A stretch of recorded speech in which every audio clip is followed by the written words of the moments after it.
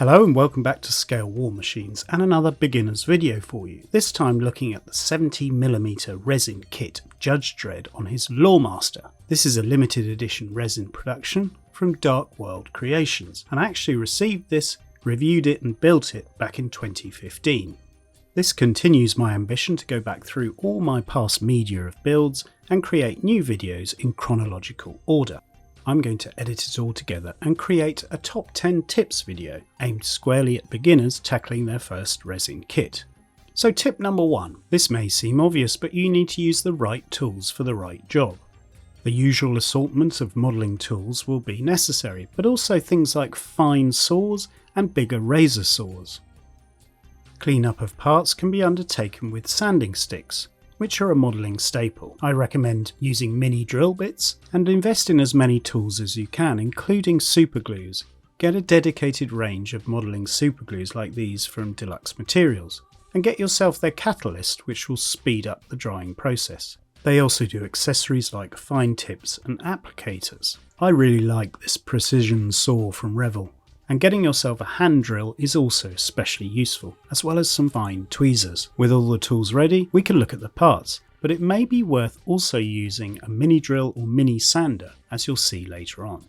Of course, due to the resin process, there'll be casting plugs. These are little nubs of resin that you'll need to remove. You can use your scalpels, files, razor saws and so on to do that, but I find using electric power tools saves a considerable amount of time, so that's my third tip. If you can, get yourself a bench sander and save yourself some time. But also remember that resin creates a lot of dust and is pretty toxic. So make sure if you're using power tools that you have the right PPE, a respirator or mask, and safety goggles. In this case I went around and cleaned everything up, and I removed mould lines, which are common on resin kits, using a scalpel. I also used my needle files, and this is my fourth tip. If you get yourself a decent set of needle files, they're very useful for cleaning complex shapes just like this. You can also use your classic cutters. In this case I would use these also to remove parts from plastic sprue, but I use them to remove the headlights and parts of the figure. On to my fifth tip. This is a limited production run resin kit, so there's going to be a lot of gaps. So get yourself some Tamiya white putty or Tamiya grey putty, and then try to get yourself some acetone. You'll need to be careful with acetone and wear a respirator. You can fill in your gaps as usual and then use the acetone to smooth everything over and make a neater appearance. You can see I did this on the bike and on the Judge Dredd figure. It fills the gaps nicely and allows us to proceed to the next stage. This is how assembly is going so far. I used the tweezers to apply the smallest pieces, and then I had a problem. In these shots you're going to see me sawing off the arm. And this brings me to my sixth tip. What you must do is test, test and test again. Dry fit everything and try and make sure that your figurine is sitting, in this case, naturally on the Lawmaster. My mistake was I attached the arm too soon, and that caused me problems later on. In this case I used the hand drill or pin vise to drill a small hole and pin the arm in place using metal wire.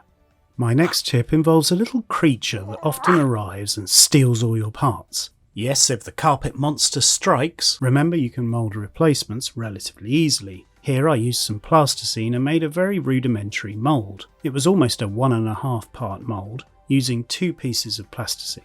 What I really needed was the front detail of the headlight, so I made sure I captured that in the lower part of the mould.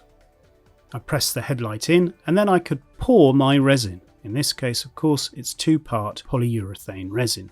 I mixed it up as per the instructions and poured it into the very simple mould. This was deceptively easy and gave me a good enough replica of the front of the headlight.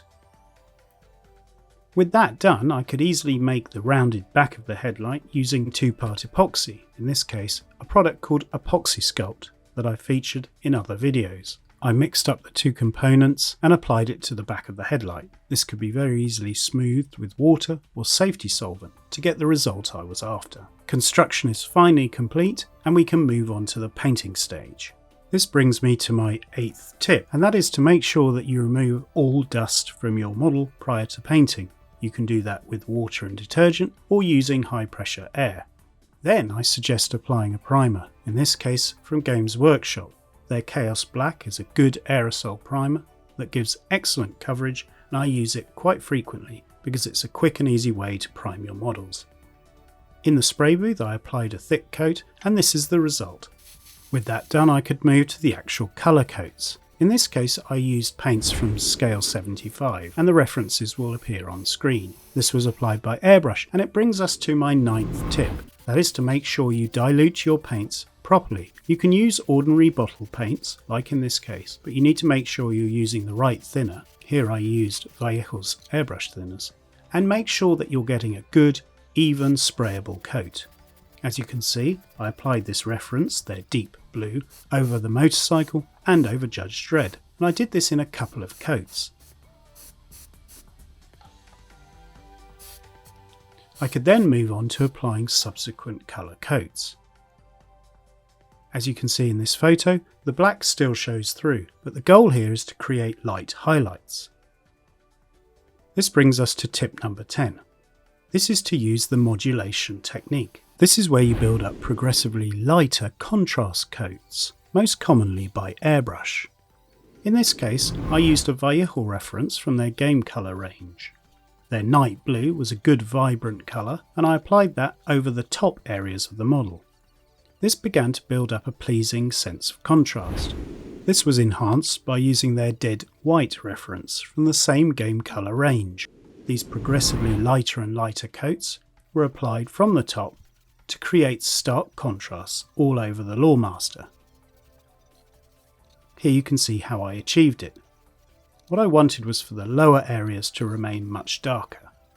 In these shots you can see the overall effect.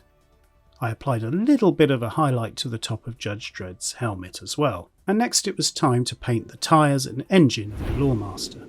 For this I used Lifecolor's excellent black and rubber set and just applied it with an airbrush. I wasn't worried if there was too much overspray, as the lower areas were already in shadow. And here you can see how the motorcycle looks at this stage of the build. It was time now to turn my attention to the figure. Because the subject of this build is from the universe of a comic book, there are various different styles and interpretations of Judge Dredd's uniform. I used various custom mixes from the scale 75 range. I also added some Vallejo Olive Drab and some of their golden olive to create shadows and highlights respectively. My attention was then turned to the helmet. To create the glassware, I used a product from Ammo by Mk1from, their crystal smoke. When I'd painted all the glass parts of the helmet, I then approached the glasswork on the model, and I used white from Game Colour to pick out the headlights. I then oversprayed very carefully with turquoise from the same range.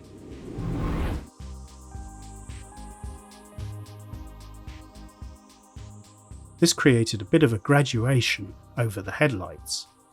I continued to rework them with my airbrush until I was happy. In this case I'm using an Iwata Eclipse, and you just need to go slowly and carefully.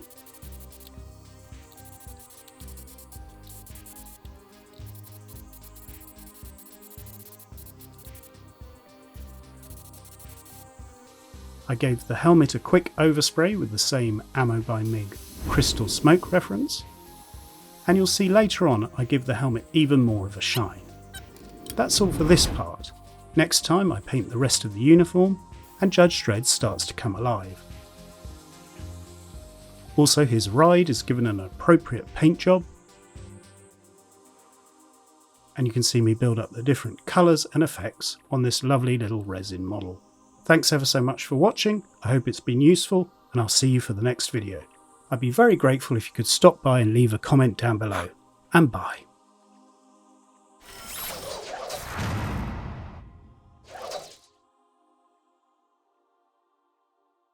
Subscribe for our latest videos.